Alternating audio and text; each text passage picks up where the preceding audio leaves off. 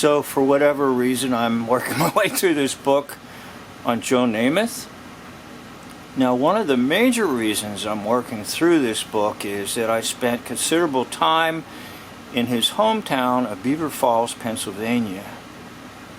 And several people that I met knew him and watched his career develop and so forth, his fame, his controversies, etc. Now, something that is not in this book, but was told to me by a man who went to high school with him and observed him in his early years, told me that he got a tire from a car, an old tire, rubber tire, and took a rope and hung the tire off the limb of a tree in a yard.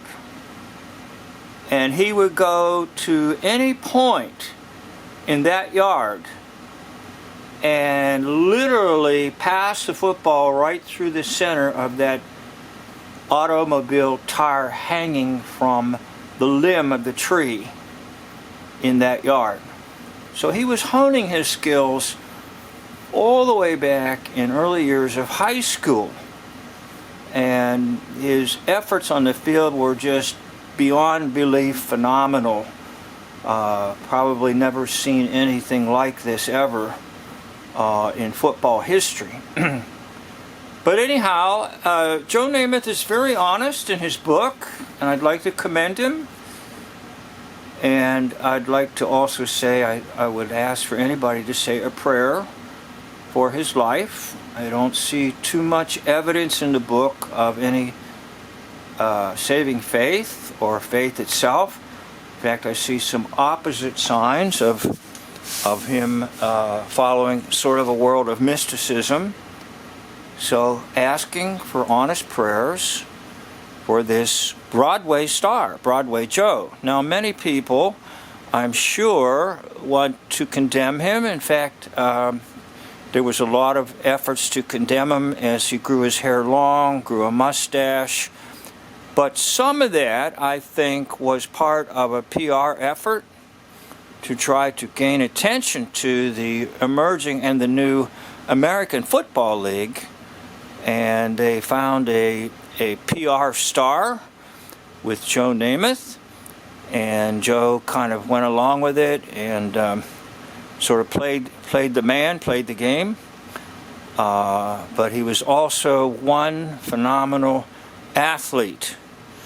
So I want to talk about the day that Joe Namath got beat.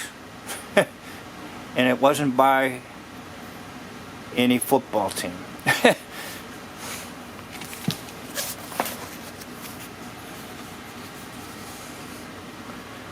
So we're on this book, and on page 158, he will talk about in 1961, he was in the airport in Pittsburgh, and they were handing out cigarettes. He also talks about how even though he drank a lot of alcohol, he wouldn't date any women who smoked cigarettes. And then he recalls an incident from his early days of youth, whereby they were taking a pack of cigarettes from someone and playing a game with it.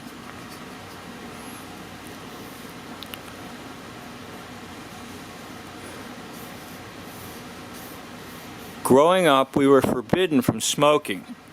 And Dad, who smoked all the time, by the way, and felt strongly about it, a kid reported that he saw me and my friends with cigarettes, which was partially true. We had seen an older boy with smokes, and I snatched the pack out of his hand. And Linwood, my buddy, Tony, and I began playing a game of keep-away with this guy. Well, he got back and said something to my dad. How that turned into smoking is a stretch. But Dad heard my name and cigarettes and did some sort of parental math. So when I got home, it was straight to the cellar. No questions asked for a beating with the belt. Now that's the beating that Joe Namath took, and not from a football team. Now, I'm sure there were other times that he went to the cellar. In fact, the book mentions a few more of them. But this was a day and age when fathers did not refrain from using physical punishment. Now, I can relate to this. I'm age 70 making this video, and I will tell you that my father had a belt, and I will tell you that, yes, he did use it, and yes, he used it on me. And probably he should have used it a little more than what he did. Now, we're living in times right now when discipline is not being exercised in the home or in schools. And dare I say, there's hardly no discipline ever even discussed in churches, spiritual discipline. So I thought I would share this with you. The day that Joe Namath, superstar, got beat, and it was by his father with the belt for discipline reasons. You can use this in the area of discipline, and you may say a word of caution about the physical beating, because people feel that it's just terrible today to do any kind of use of a belt or switch, stick, or anything of that nature, ruler. Back schools used to do this.